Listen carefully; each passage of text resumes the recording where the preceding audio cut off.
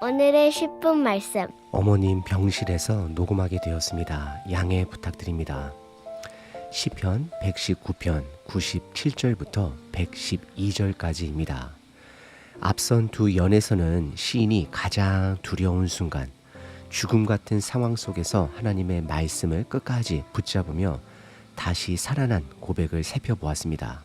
오늘 이어지는 두 연은 히브리 알파벳의 13번째 글자인 mem과 14번째 글자인 눈입니다. 이 부분에서 시인은 하나님의 말씀을 얼마나 사랑하는지를 고백합니다.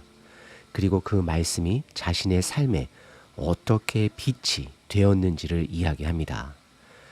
믿음의 사람들은 성경 곳곳에서 하나님의 말씀을 향한 사랑을 고백합니다.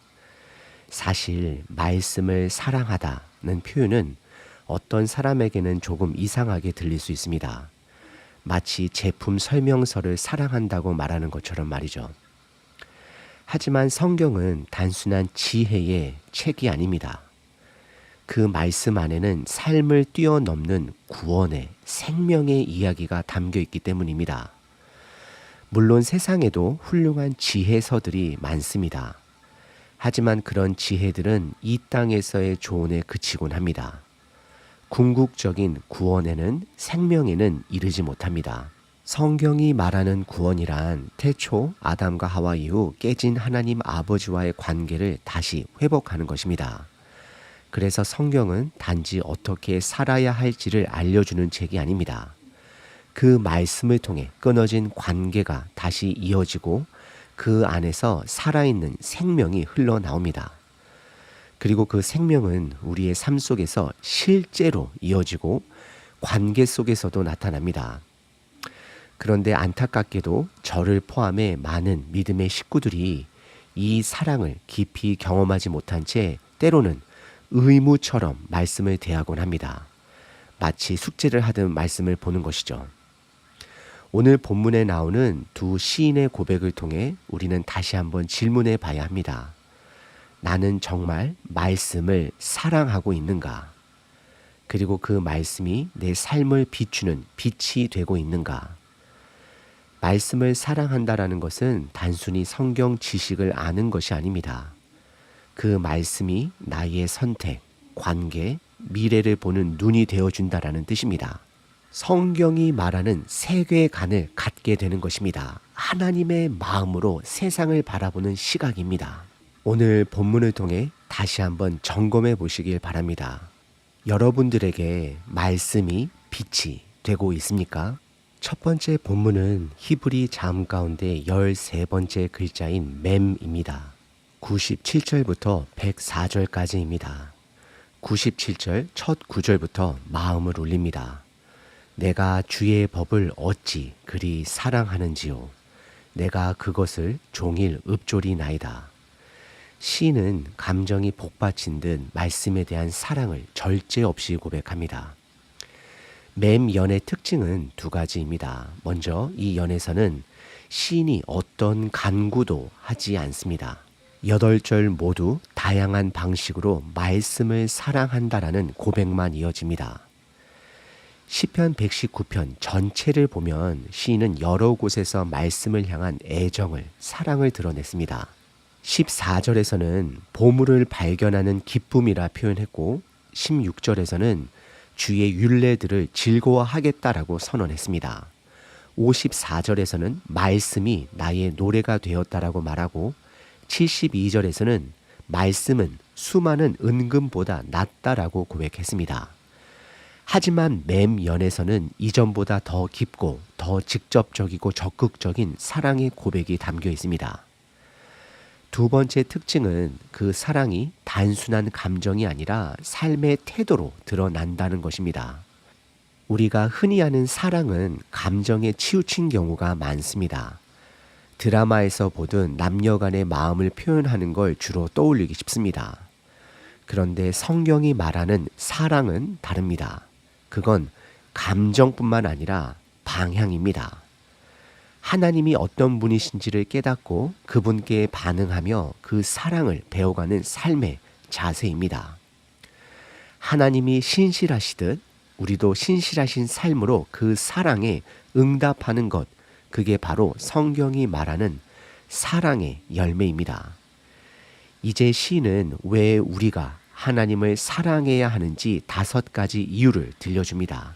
그리고 우리도 함께 그 사랑에 동참하자고 초대합니다. 첫 번째는 말씀은 지혜의 원천이기 때문이다 라고 말합니다. 98절, 99절, 100절입니다. 시인은 98절에서 다음과 같이 고백합니다. 주의 계명들이 항상 나와 함께함으로 그것들이 나를 원수보다 지혜롭게 하나이다. 이것은 교만이 아닙니다. 세상의 지혜와 하나님의 지혜는 근본적으로 다르다는 걸 알게 된 것입니다. 세상의 지혜는 땅의 이득과 관계에 집중하지만 하나님의 지혜는 생명으로 이어집니다. 99절에서 시인은 내가 주의 증거들을 묵상함으로 내 모든 스승보다 지혜롭게 되었다라고 고백합니다.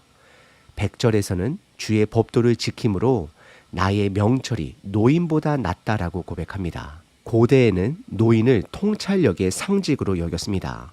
시인은 하나님의 지혜는 연륜을 넘어선 것임을 고백한 것입니다. 우리가 말씀을 사랑해야 하는 두 번째 이유는 말씀은 바른 길로 이끌기 때문입니다. 101절입니다. 우리는 매일 수많은 선택 앞에 서 있습니다. 그 길들 중에는 걸어야 할 길도 있고 피해야 할 길도 있습니다. 시인은 고백합니다. 내가 주의 말씀을 지키려고 발을 금하여 모든 악한 길로 가지 아니하였습니다. 라고 고백합니다. 말씀이 방향을 알려준 것입니다. 세 번째는 하나님이 직접 가르쳐 주십니다. 102절입니다. 주께서 나를 가르치셨으므로 내가 주의 규례들을 떠나지 아니하였다라고 고백합니다. 시인은 말씀이 단순한 규범서가 아니라고 고백합니다. 살아있는 분이 지금도 말씀으로 나를 인도하신다라는 체험입니다. 고백입니다. 네 번째는 말씀은 삶의 달콤함을 준다라고 고백합니다. 103절입니다. 주의 말씀의 맛이 내게 어찌 그리 단지요 내 입에 꿀보다 더 낫습니다라고 고백합니다. 이건 단순한 표현이 아닙니다. 경험에서 나온 고백입니다. 시인은 말씀이 단지 읽고 넘기는 책이 아니라 묵상하고 읊조릴 때 삶의 진짜 맛이 나는 것임을 알려줍니다. 마지막 5번째는 말씀은 거짓된 길을 미워하게 만듭니다. 104절입니다. 주의 법도들로 말미암아 내가 명철하게 되었으므로 모든 거짓 행위를 미워합니다라고 고백합니다. 오늘 본문 97절 첫 절에서는 주의 법을 어찌 그리 사랑하는지요 라고 고백했던 시인이 이 마지막 절에서는 모든 악한 길을 미워합니다 라고 고백합니다. 참된 사랑은 악에 대한 분명한 태도를 요구합니다. 사랑하는 배우자가 있다면 외도를 할 수 없듯이 선을 사랑하면 악을 미워하는 건 당연한 것입니다. 하나님의 말씀을 사랑할 수밖에 없는 5가지 이유를 다시 한번 정리하면 첫째, 지혜의 원천이 되기 때문입니다. 둘째, 바른 길로 이끌어 주기 때문입니다. 셋째, 하나님이 직접 가르쳐 주시기 때문입니다. 넷째, 삶에 실제적으로 달콤함을 주기 때문입니다. 다섯째, 거짓된 길을 미워하게 만들기 때문입니다. 말씀이 그냥 책이 아니라 우리 삶에 실제로 방향과 생명을 주는 살아있는 말씀이라는 사실을 오늘 이 시편을 통해 다시 한번 새기시길 바랍니다. 우리들 모두 이 말씀을 함께 사랑하는 사람이 되길 바랍니다. 두 번째 연은 히브리 자음 가운데 14번째 글자인 눈입니다. 105절서부터 112절까지입니다. 이 연의 중심 주제는 빛입니다. 고대 시대에 빛과 불은 단순한 도구가 아니었습니다. 그건 생존과 직결된 필수였습니다. 특히 이스라엘이 40년 동안 광야를 지날 때 밤마다 함께한 불기둥은 하나님의 임재이자 생명줄과 같았습니다. 빛의 가장 중요한 역할은 보게 하는 것입니다. 빛이 있어야 길을 보고 무엇을 피해야 할지도 알 수 있습니다. 이 연에서 시인은 말씀의 빛을 통해 삶의 7가지 중요한 영역을 볼 수 있게 되었다라고 고백합니다. 첫 번째는 105절 길을 보게 되었다라고 고백합니다. 주의 말씀은 내 발의 등이요 내 길에 빛이니이다 라고 고백합니다. 말씀은 우리가 걸어야 할 길을 밝혀줍니다. 그런데 오해해서는 안 됩니다. 성경이 우리가 어떤 직업을 가져야 하고 누구와 결혼해야 하는지 어디로 이사 가야 하는지를 구체적으로 알려주는 책은 아닙니다. 하나님이 보여주시는 빛은 방향입니다. 어떤 성품을 품고 어떤 태도를 유지하고 삶의 우선순위를 어떻게 두어야 할지를 알려준다라는 것입니다. 세상은 지금 잘못된 가치관과 우선순위로 사람들의 생각을 흔들고 있습니다. 하지만 말씀의 빛은 우리가 어디로 가야 하는지를 분명히 보여줍니다. 두 번째는 옳은 행동을 분별하게 합니다. 106절입니다. 주의 의로운 규례들을 지키기로 맹세하고 굳게 정하였나이다. 여기서 말하는 의로운 규례는 단순한 규칙이 아닙니다. 실제 삶 속에서 옳게 행동하는 태도를 말합니다. 우리는 살다 보면 회색 지대를 마주하게 됩니다. 옳고 그름이 명확하지 않은 상황에서 흔들리기도 합니다.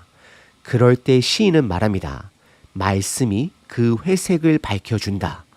빛은 단지 보게 하는 것이 아니라 분별하게 합니다. 세 번째는 고난 중에도 빛이 있습니다. 107절입니다.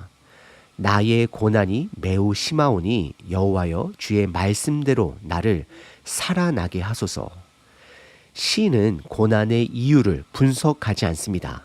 중요한 건 고난 중에서도 하나님의 말씀이 살아있음을 경험했다라는 것입니다. 우리가 고난을 겪을 때 그 원인을 다 알 수는 없습니다. 하지만 그 속에서도 하나님의 임재와 회복의 약속을 붙드는 것, 그게 말씀의 능력입니다.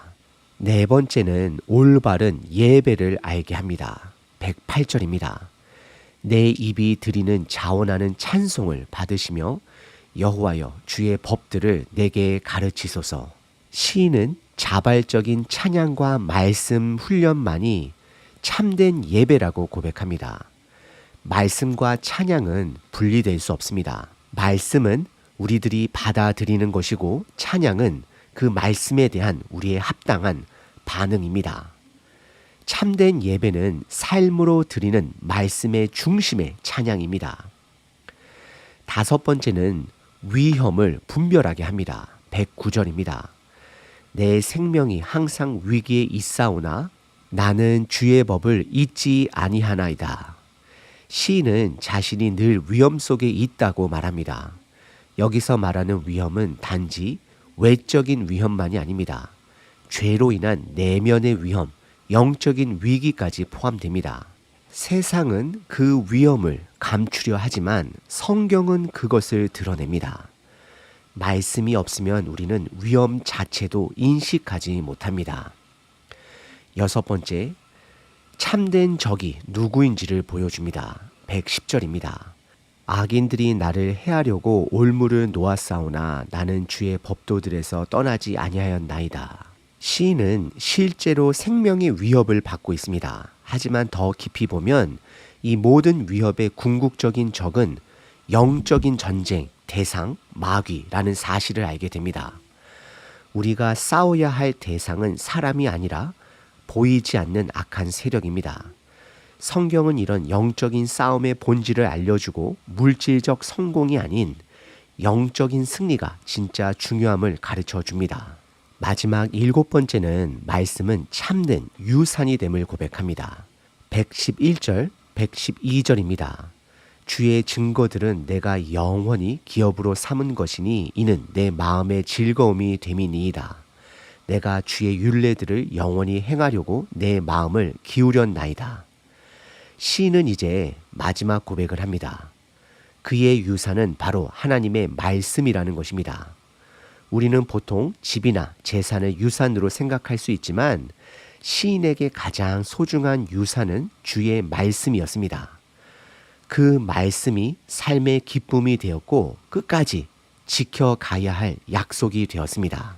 다시 한번 말씀의 빛이 우리를 비춰주는 7가지를 정리하면, 첫째, 우리들이 걸어야 할 길을 보여주고, 둘째, 의로운 선택을 분별하게 하며, 셋째, 고난 중에서도 희망을 주고, 넷째, 올바른 예배를 가르쳐주며, 다섯째, 위험을 알게 하고, 여섯째, 진짜 싸움의 대상을 밝혀주며, 7번째, 결국 영원한 유산이 됩니다. 말씀 없이 살아가는 인생은 등불 없이 어둠을 걷는 것과 같습니다. 여러분은 지금 어떤 빛 아래 걷고 계신가요? 오늘 시편 119편 맴연과 눈연을 함께 살펴봤습니다. 맴연에서는 시인이 하나님의 말씀을 왜 사랑하는지를 5가지로 고백했습니다. 눈연에서는 그 말씀이 빛처럼 삶을 비춰주는 역할을 7가지로 나누어 이야기했습니다. 이 모든 고백을 하나로 모아보면 결국 시인은 말씀을 통해 하나님의 시선으로 세상을 보기 시작했다라는 것입니다. 그게 바로 성경적 세계관입니다. 하지만 이건 단순한 생각이나 개념이 아닙니다. 말씀 안에서 길을 찾고 그 길을 따라 실제로 살아가는 삶의 여정입니다. 눈에 보이는 이 세상만 바라보는 것이 아니라 앞으로 완성될 하나님의 나라를 바라보며 그 방향으로 한 걸음씩 걸어가는 여정입니다. 그래서 시인은 말합니다. 그 길에서 고난도 있고 위험도 있고 원수도 있지만 말씀이 빛이 되어주니 괜찮다. 그 말씀이 꿀보다 더 달았다라고 고백합니다. 오늘 하루 우리도 세상이 말하는 방식으로 살아가기보다 말씀이 비춰주는 방향을 따라 본질을 보며 살아가는 하루가 되시길 바랍니다. 결국 말씀은 길이고 빛이고 생명입니다. 그 말씀을, 예수님을 붙잡고 오늘 하루도 담대히 걸어가시길 바랍니다. 매일 성경 한 19분의 감사 고백입니다. 세상의 그 어떤 것으로도 채워지지 않는 내 영혼의 목마름과 공허함, 마음의 빈자리는 하나님의 말씀으로만 채워줄 수 있다라는 진리를 고난을 통해 깨닫게 해주신 하나님께 감사드립니다. 오늘부터 사랑하는 가족들과 함께 시편 119편을 읽고 기도하며 하나님께 마음을 드리는 시간을 주심에 감사드립니다. 저의 영적인 시선과 생각이 하나님 아버지의 뜻에서 벗어나지 않도록 늘 경계하시고 세상에서 들려오는 수많은 뉴스들 앞에서도 분별력 있게 바라보시게 하심에 감사드립니다. 그리고 내가 사랑하는 대한민국을 위해 깊이 기도할 수 있도록 허락하심에 감사합니다. 항상 기뻐하라. 쉬지 말고 기도하라. 범사에 감사하라.